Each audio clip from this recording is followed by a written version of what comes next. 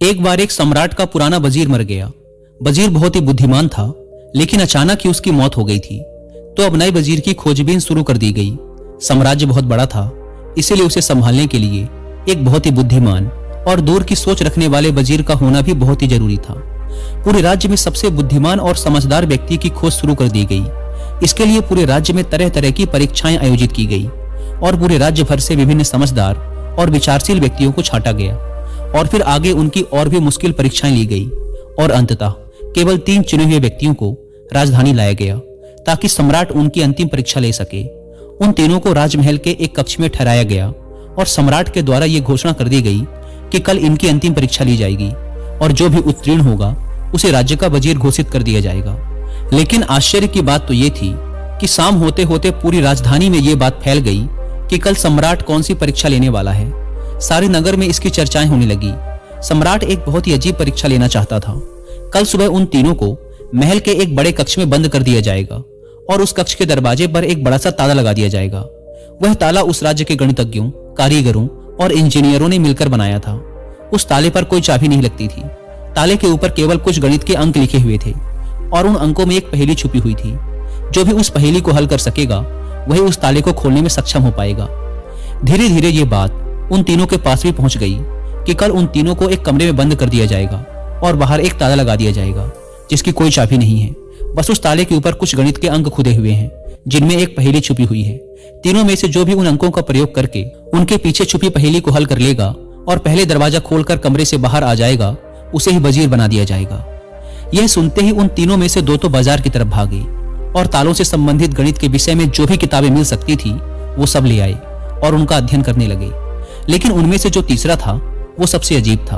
वो ना तो कहीं गया, ना ही कोई किताब लाया और अंधेरा होते ही उड़कर सो गया।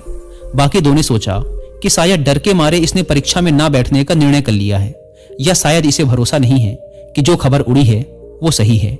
लेकिन फिर भी उन्होंने कोई भी मौका छोड़ना ठीक न समझा, क्योंकि ये पूरी जिंदगी में सिर्फ एक बार मिलने वाला मौका था। वो रात भर किताबें पढ़ते रहे। तालों के विज्ञान से संबंधित जो भी साहित्य उन्हें मिला वो सब उन्होंने पढ़ डाला। सुबह हुई तो वो तीसरा व्यक्ति सोकर उठा और उन तीनों को सम्राट के समक्ष प्रस्तुत किया गया। वहां उन्हें पता चला कि जो अफवाह उड़ी थी वो सत्य थी। उन तीनों को एक बड़े से कक्ष के अंदर बंद कर दिया गया। उसके बाहर एक ताला लगा दिया गया जिसके ऊपर कुछ गणित के अंक खुदे हुए थे। सम्राट ने कहा, तुम तीनों में से जो भी इन अंकों में छुपी पहेली को हल कर लेगा वही दरवाजा खोल पाएगा और जो दरवाजा खोलकर सबसे पहले मेरे पास आएगा मैं उसे अपना वजीर बना लूंगा। मैं तुम तीनों का बाहर इंतजार करता हूँ। इतना कहकर सम्राट वहां से चला गया। वो 2 व्यक्ति जिन्होंने रात भर पढ़ाई की थी अपने वस्त्रों में कुछ किताबें छिपाकर ले आए थे। दरवाजा बंद होते ही उन्होंने वो किताबें बाहर निकाली और ताले पर लिखे नंबरों को एक कागज पर लिखकर उनके हल खोजने शुरू कर दिए। लेकिन जो वो तीसरा व्यक्ति था उसने कुछ ना किया। वह अपनी आंखें बंद करके कमरे के एक कोने पर शांति से बैठ गया। उसे बैठा देखकर वो दोनों हंसे और तंज कसते हुए कहा, क्यों, हार मान गए क्या? कुछ करो तभी तो कुछ होगा। उन्हें लगा जैसे उसने हार मान ली है। वह डर गया है और अब वह कुछ भी प्रयास नहीं करना चाहता। लेकिन उसका मन एकदम शांत था। उसकी आंखों से स्थिरता झलक रही थी। वह परेशान नहीं मालूम पड़ता था। वह बैठा रहा। फिर अचानक उसे कुछ सूझा। वह उठकर दरवाजे के पास आया और धीरे से उसे धक्का दिया और यह क्या, दरवाजा खुल गया। वह कमरे से बाहर चला गया। लेकिन वो दोनों व्यक्ति अपनी किताबों में ही डूबे रहे।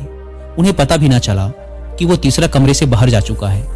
उन्हें तो पता ही तब चला जब सम्राट उस तीसरे व्यक्ति को लेकर अंदर आया और बोला, बंद करो अपनी ये किताबें। जिसे बाहर निकलना था वो तो कब का निकल चुका। यह देखकर वो दोनों दंग रह गए और पूछा, आखिर तुम बाहर कैसे निकले? सम्राट ने कहा, ताला तो लगाया ही नहीं गया था, क्योंकि बंद ताले को तो खोला जा सकता है, लेकिन जो ताला लगाया ही ना गया हो उसे कैसे खोलोगे? ये आदमी तुम तीनों में सबसे ज्यादा समझदार है, क्योंकि इसने समझदारी का पहला परिचय दिया।